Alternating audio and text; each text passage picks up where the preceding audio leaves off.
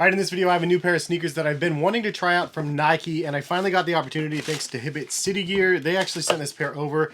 This video is going to be sponsored by them, as they sponsor a couple videos on this channel a month, and big thank you to Hibbett for their sponsorship and their support, and appreciate all of you guys out there that enjoy the videos from them as well. But this is a newer model that I haven't tried yet, and maybe some of you guys have. In the comment section. If you have, leave a comment and maybe your pros and cons about these shoes specifically in the comment section. This is the Nike Air Max Pulse. The retail is $150, and the fit, I would say, true to size, but they do run a little bit snug. Maybe I could go up a half a size and actually be a little bit better, but these are a very interesting looking pair of sneakers. Honestly, it's not one that I looked at first glance and saw a huge air bubble in, and more importantly, I never saw a resemblance to this model right here, the ever popular Nike Air Max 270s. But really, in some sort of crazy way, these are pretty much like a Nike Air Max 270 V2, or just a different version of the 270s. And I'll show you guys kind of a couple of the things that are very similar on the model. And even though this one's really popular, it's pretty lightweight as well. This has some nice offerings on it with the Nike Air Max Pulse.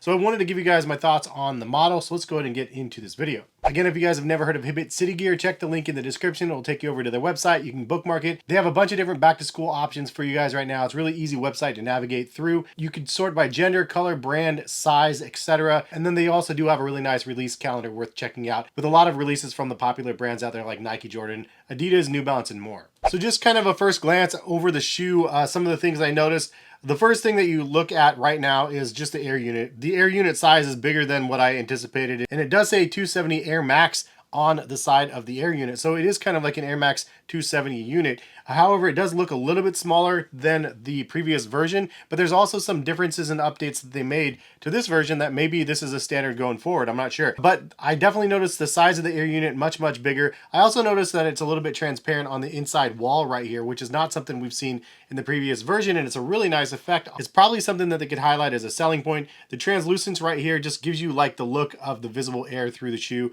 and it just adds a nice little nostalgic, fun Nike Air feeling there. Also, you can see there's a little bit of a cover or a guard over top of the air unit. I think they add this guard to the model just for extra stability, which it does do a good job with that. It feels a lot more secure than the 270s, but I also like that it has a mesh netting over top of it. It's a nice little effect. It could just be a plastic unit. They added a nice mesh over top of it. Gives it a little bit more of a premium feel, especially since they're charging a premium price at $150. And you do have a plastic heel clip around the heel collar of the shoe. It does say Air Max in a new little font logo that I'm not really familiar with. And then you do have an orange Nike swoosh in kind of a plastic material that's sewn on for the heel tab. You do have added material around the mud guard of the shoe, around the toe box as well. And then under the toe guard, you do have a little bit of a fused material actually before you hit the mesh here on the upper. For the laces, you have nylon loops inside of the shoe, so they're sewn inward. And then you do have a mesh tongue with some nice little accents right here. Kind of reminds me of the Nike Air Max Plus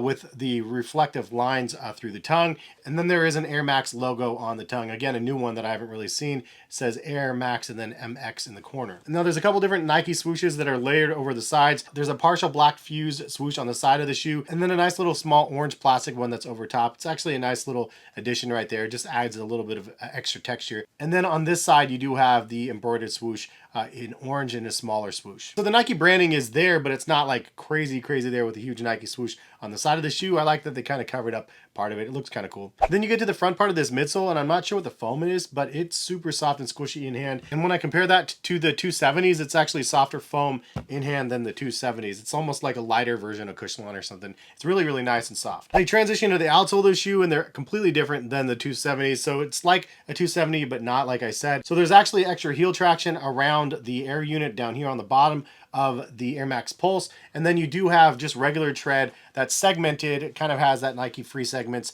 across here for like the heel toe movement. But you do have some extra traction down here on the bottom of the shoe. Then in this almost chevron shape right here, you have some really nice soft squishy material. And that's the same as the front part of the midsole. So it's nice, really soft, squishy.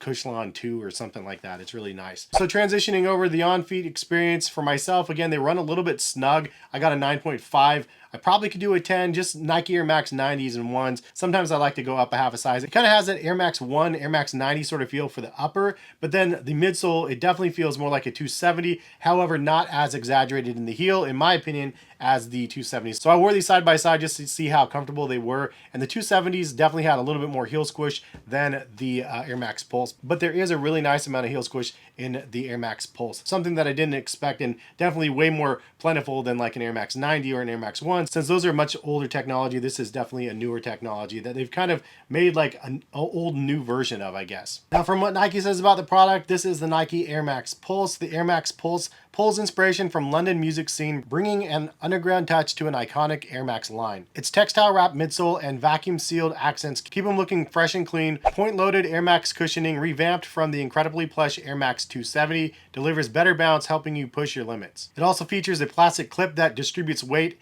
to targeted points across the Air unit, delivering the unique experience full of bounce. It does say just a foam midsole, so I don't know exactly what the midsole is made out of. But overall experience on feet, it's a pretty comfortable shoe. Definitely kind of like a hybrid sort of thing from the Air Max 270 and an Air Max 90. That's kind of what I would say that this shoe is. A little bit more stability than the Air Max 270s, a lot more comfortable than the Air Max 90s or Air Max 1s. I think the overall style of the shoe can be a little bit lackluster depending on the colorways that you're going with. I think maybe the mud guards around the sides of the shoe throw the shoe off to me because it's like mesh upper than a really high mud guard.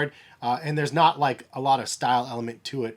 I think it's a really functional addition over top of the mesh, but stylistically it's a little bit odd. Also, overall, these are a little bit heavy, especially in comparison to the 270s. But leave a comment in the comment section. What do you guys think about the Nike Air Max Pulse? Is it something you guys are interested in trying or not? If you do like the Air Max lineage and you like the Air Max 270s and the 90s and, you know, those type of sneakers, these are another one you can add to the rotation. And I appreciate Hibbett City Gear, again, sending these over my way. If you guys like the video, please drop a like on the video and then subscribe to the channel if you guys enjoy the content. Have a good one and hopefully see you back. All right, peace, guys.